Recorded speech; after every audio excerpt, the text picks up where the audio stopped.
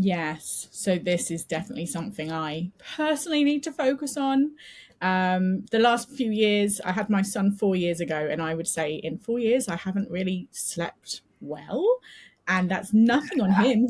He's not an issue. He's very good, but it's just a different thing, isn't it? Once you become a parent, and one thing I can definitely say is sleep deprivation is actually one of the worst things ever. You just really can't focus. Your brain is just muddy.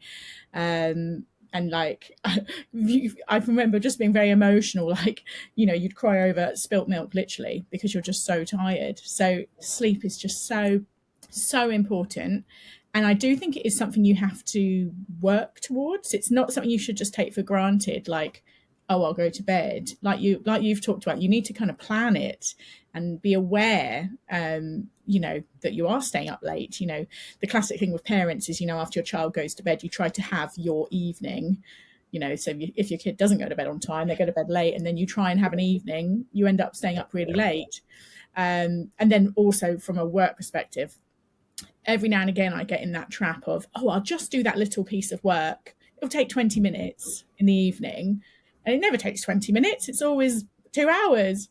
And I'm very much, through the work I do with my freelance admin, I'm always championing, business owners to not work in the evenings. You should be handing over, delegating, so you can really, focus on being the best version of you. But I equally totally relate and say, and like agree that when you get in that habit of going to bed late, it's really hard to get out of, and you have to make a conscious decision to go back to going to bed earlier. Yeah,